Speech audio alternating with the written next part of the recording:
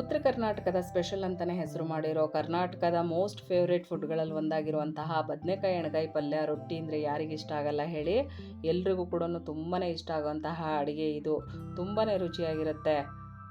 ಈ ರೆಸಿಪಿ ಹೆಸರು ಹೇಳ್ತಿದ್ದಂಗೆ ಎಲ್ರಿಗೂ ಕೂಡ ಒಂದ್ಸಲನಾದ್ರು ಟೇಸ್ಟ್ ಮಾಡಬೇಕು ಅಂತ ಅನಿಸುತ್ತೆ. ಈ ರೊಟ್ಟಿಗಳ ಜೊತೆ ತುಂಬಾ ಚೆನ್ನಾಗಿರುತ್ತೆ. ರೊಟ್ಟಿ ಬರದೇ ಇರೋರು ನೀರ್ದೋಸೆ ಜೊತೆನೂ ಟ್ರೈ ಮಾಡಿ ನೋಡಿ, ಚೆನ್ನಾಗಿರುತ್ತೆ. ರೈಸಿಗೂ ಕೂಡ ಅಷ್ಟೇ ಚೆನ್ನಾಗಿರುವಂತಹ ಪಲ್ಯ ಇದು. ಎಲ್ಲರೂ ಕೂಡ ಒಂದ್ಸಲ ಟ್ರೈ ಮಾಡಿ ನೋಡಿ. ತುಂಬ ಸಿಂಪಲ್ಲಾಗಿ ಕೂಡ ಇದೆ, ಅಷ್ಟೇ ಟೇಸ್ಟಿಯಾಗಿ ಕೂಡ ಇರುತ್ತೆ. ಇವಾಗ ಈ ಬದನೆಕಾಯಿ ಎಣ್ಗಾಯಿ ಪಲ್ಯ ಹೇಗೆ ಮಾಡೋದು ಅಂತ ನೋಡೋಣ ಬನ್ನಿ. ಎಲ್ರಿಗೂ ನಮಸ್ತೆ, ವೇದಜನನಿ ಚಾನಲ್ಗೆ ಸ್ವಾಗತ. ಬದನೆಕಾಯಿ ಎಣ್ಗಾಯಿ ಪಲ್ಯ ಮಾಡೋದಕ್ಕೆ 1/4 kg ಬದನೆಕಾಯಿ ತೊಗೊಂಡಿದ್ದೀನಿ. ಮೊದಲಿಗೆ ನಾವು ಈ ರೀತಿ ಬದನೆಕಾಯಿಯನ್ನು ಹೆಚ್ಚಿಟ್ಕೋಬೇಕು. ಆದಷ್ಟು ಚಿಕ್ಕ ಚಿಕ್ಕ ಬದನೆಕಾಯಿ ತೊಗೊಂಡ್ರೆ ಚೆನ್ನಾಗಿರುತ್ತೆ. ಇಡಿಯಾಗಿ ನಾವು ಕಾಯನ್ನೇ ಬೇಯಿಸಿ ಮಾಡೋದ್ರಿಂದ ಬೇಗ ಕೂಡ ಬೇಯುತ್ತೆ ಮತ್ತು ಟೇಸ್ಟ್ ಕೂಡ ಚೆನ್ನಾಗಿರುತ್ತೆ. ಬದನೆಕಾಯಿಯನ್ನು ಹೆಚ್ಚಿದ ನಂತರ ಈ ರೀತಿ ನೀರಿಗೆ ಹಾಕಿಡಿ, ಇಲ್ಲಾಂತಂದರೆ ಕಪ್ಪಾಗ್ಬಿಡುತ್ತೆ.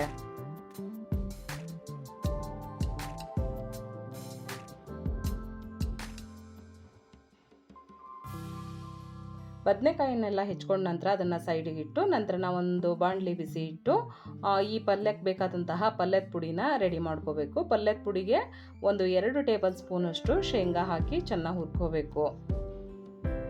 ಶೇಂಗಾ ಎಲ್ಲ ಚೆನ್ನಾಗಿ ಹುರಿದ ನಂತರ 2 ಟೇಬಲ್ ಸ್ಪೂನಷ್ಟು ಎಳ್ಳು, 2 ಟೇಬಲ್ ಸ್ಪೂನಷ್ಟು ಹುಚ್ಚೆಳ್ಳು ಅಥವಾ ಗುರೆಳ್ಳು, ನಮ್ಮ ಕಡೆ ಕುರ್ಷೆಣ್ಣೆ ಅಂತಲೂ ಸಹ ಕರೀತಾರೆ, ಅದನ್ನು ಹಾಕಿ ಚೆನ್ನಾಗಿ ಚಟಪಟ ಅನ್ನೋವರೆಗೂ ಹುರ್ಕೋಬೇಕು. ಈ ಪಲ್ಯದ ಪುಡಿನ ಒಂದ್ಸಲ ನಾವು ರೆಡಿ ಮಾಡಿ ಒಂದು ಡಬ್ಬಿಲಿ ಹಾಕಿಟ್ಕೊಂಡಿವಿ ಅಂದರೆ ಎಲ್ಲ ತರಹದ ಪಲ್ಯಗಳಿಗೂ ಸಹ ಉಪಯೋಗಿಸ್ಕೋಬಹುದು. ತುಂಬಾ ಒಳ್ಳೆ ರುಚಿ ಕೊಡುತ್ತೆ ಪಲ್ಯಗಳಿಗೆ. ಜೊತೆಯಲ್ಲಿ ಈ ಹುಚ್ಚೆಳ್ಳು ಚಿಕ್ಕ ಕಾಳಾದರೂ ಕೂಡ ಆರೋಗ್ಯಕ್ಕೆ ತುಂಬಾ ಒಳ್ಳೆಯದು.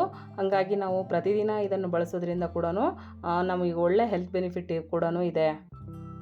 ಕಾಳುಗಳನ್ನೆಲ್ಲ ಹುರಿದ ನಂತರ ಈ ಪಲ್ಯಕ್ಕೆ ಒಂದು ಮಸಾಲೆ ರೆಡಿ ಮಾಡ್ಕೋಬೇಕು. ಮಸಾಲೆಗೆ 1.5 ಟೇಬಲ್ ಸ್ಪೂನಷ್ಟು ಎಣ್ಣೆ ಹಾಕಿ, ಎಣ್ಣೆ ಚೆನ್ನಾಗಿ ಕಾದ ನಂತರ 5 ರಿಂದ 6 ಎಸಳಷ್ಟು ಬೆಳ್ಳುಳ್ಳಿ, ಒಂದು ಚಿಕ್ಕ ಗಾತ್ರದ ಈರುಳ್ಳಿ, ಜೊತೆಯಲ್ಲಿ 4 ಲವಂಗ, 1/2 ಇಂಚಷ್ಟು ಚಕ್ಕೆ, 1 ಏಲಕ್ಕಿ ಇಷ್ಟನ್ನು ಹಾಕಿ ಒಂದು ಮೀಡಿಯಂ ಫ್ಲೇಮಲ್ಲಿ ಚೆನ್ನಾಗಿ ಫ್ರೈ ಮಾಡ್ಕೋಬೇಕು. ಮಸಾಲೆನ ಸ್ವಲ್ಪನೇ ಹಾಕಿ ಪಲ್ಯ ಮಾಡೋದ್ರಿಂದ ಟೇಸ್ಟ್ ಕೂಡ ಚೆನ್ನಾಗಿ ಬರುತ್ತೆ ಮತ್ತು ಘಾಟ್ ಕೂಡ ಕಡಿಮೆ ಇರುತ್ತೆ.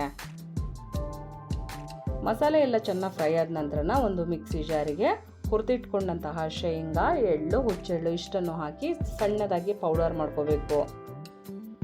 ನಂತರ ಈ ಪುಡಿನ ಸೈಡಿಗೆ ಎತ್ತಿಟ್ಕೊಂಡು ಇದೇ ಮಿಕ್ಸಿ ಜಾರಲ್ಲಿ ಫ್ರೈ ಮಾಡಿ ಇಟ್ಕೊಂಡಂತಹ ಮಸಾಲೆ, ಇದ್ರ ಜೊತೆಯಲ್ಲಿ ಖಾರಕ್ಕೆ ಎಷ್ಟು ಬೇಕೋ ಅಷ್ಟು ಖಾರದ ಪುಡಿ, 1/4 ಟೇಬಲ್ ಸ್ಪೂನಷ್ಟು ಅರಿಶಿನ, 3 ರಿಂದ 4 ಟೇಬಲ್ ಸ್ಪೂನ್ ಆಗುವಷ್ಟು ಒಣ ಕೊಬ್ಬರಿ, ಸ್ವಲ್ಪನೇ ಉಪ್ಪು, ಇದರ ಜೊತೆಯಲ್ಲಿ ರುಚಿಗೆ ಸ್ವಲ್ಪ ಬೆಲ್ಲ ಇಷ್ಟನ್ನು ಹಾಕಿ ಫೈನಾಗಿ ರುಬ್ಕೋಬೇಕು.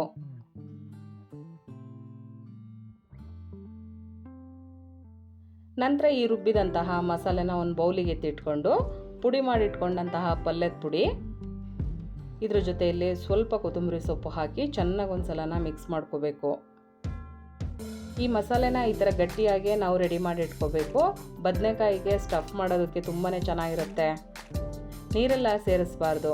ನಂತರ ನಾವು ಹೆಚ್ಚಿಟ್ಕೊಂಡಂತಹ ಬದನೆಕಾಯಿಗೆ ಚೆನ್ನಾಗಿ ಈ ಥರನ ಫಿಲ್ ಮಾಡ್ತಾ ಹೋಗಬೇಕು. ಈ ಥರ ಎಲ್ಲ ನಾವು ಮಸಾಲೆ ಹಾಕಿ ಫಿಲ್ ಮಾಡ್ಕೊಳ್ಳೋದ್ರಿಂದ ಟೇಸ್ಟು ತುಂಬಾ ಚೆನ್ನಾಗಿ ಬರುತ್ತೆ ಮತ್ತು ಬದನೆಕಾಯಿ ಕೂಡ ಉಪ್ಪು, ಹುಳಿ, ಖಾರ, ಮಸಾಲೆ ಆಗಿ ತುಂಬಾ ರುಚಿಯಾಗಿ ಬರುತ್ತೆ.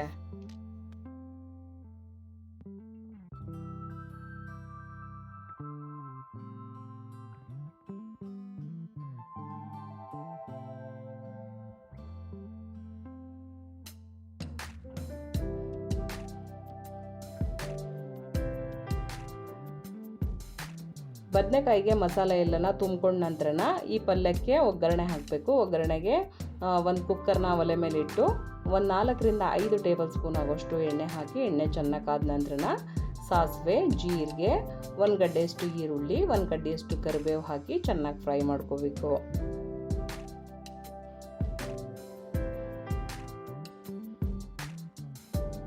ಒಗ್ಗರಣೆ ಎಲ್ಲ ಚೆನ್ನಾಗಿ ಫ್ರೈ ಆದ ನಂತರ ಮಸಾಲೆ ತುಂಬಿದಂತಹ ಬದನೆಕಾಯಿಗಳನ್ನು ಒಗ್ಗರಣೆಗೆ ಹಾಕಿ ಒಂದು ಮೀಡಿಯಂ ಫ್ಲೇಮಲ್ಲಿ 2 ರಿಂದ 3 ನಿಮಿಷಗಳ ಕಾಲನ ಚೆನ್ನಾಗಿ ಫ್ರೈ ಮಾಡ್ಕೋಬೇಕು. ಈ ಥರ ಒಗ್ಗರಣೆಯಲ್ಲಿ ಚೆನ್ನಾಗಿ ಫ್ರೈ ಮಾಡಿಕೊಂಡ್ರೆ ಟೇಸ್ಟ್ ಕೂಡ ಚೆನ್ನಾಗಿ ಬರುತ್ತೆ ಮತ್ತು ಬದನೆಕಾಯಿ ಬೇಗ ಕೂಡ ಬೇಯುತ್ತೆ.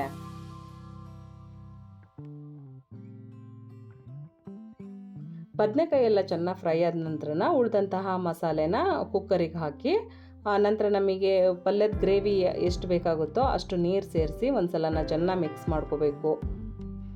ಗ್ರೇವಿ ತುಂಬ ತೆಳುವಾಗಿದ್ರೂ ಚೆನ್ನಾಗಿರಲ್ಲ, ತುಂಬ ಗಟ್ಟಿಯಾಗಿದ್ರೂ ಚೆನ್ನಾಗಿರಲ್ಲ, ತುಂಬ ಡ್ರೈ ಆಗಿಬಿಡುತ್ತೆ ಗಟ್ಟಿ ಆದರೆ. ಹಾಗಾಗಿ ನೋಡಿಕೊಂಡು ಗ್ರೇವಿ ಅದಕ್ಕೆ ನೀರು ಸೇರಿಸ್ಕೋಬೇಕು. ನಂತರ ನಾವು ಒಂದು ಸಲ ಉಪ್ಪು ಸೇರಿಸಿದ್ವಿ, ನೋಡಿಕೊಂಡು ಇನ್ನೊಂದು ಸ್ವಲ್ಪ ಉಪ್ಪು, ಇದರ ಜೊತೆಯಲ್ಲಿ ಹುಣಸೆ ಹುಳಿ ಹಾಕಲೇಬೇಕು. ಹುಣಸೆ ಹುಳಿ 1 ನೆಲ್ಲಿಕಾಯಿ ಗಾತ್ರದಷ್ಟು ಹುಣಸೆ ಹಣ್ಣನ್ನು ನೆನೆಸಿ ಹಾಕೋದ್ರಿಂದ ಕರೆಕ್ಟ್ ಆಗುತ್ತೆ. ನಂತರ ಸಣ್ಣಗೆ ಹೆಚ್ಚಿದಂತಹ ಕೊತ್ತಂಬರಿ ಸೊಪ್ಪನ್ನು ಹಾಕಿ ಒಂದು ಸಲ ಚೆನ್ನಾಗಿ ಮಿಕ್ಸ್ ಮಾಡಿ ಒಂದು ಕುದಿ ಬರೋವರೆಗೂ ನೋಡಿಕೊಂಡು ನಂತರ ಕುಕ್ಕರ್ ಲಿಡ್ ಕ್ಲೋಸ್ ಮಾಡಿ ಒಂದು 2 ವಿಸಲ್ ಕೂಗಿಸ್ಕೊಂಡ್ರೆ ಪಲ್ಯ ರೆಡಿಯಾಗುತ್ತೆ.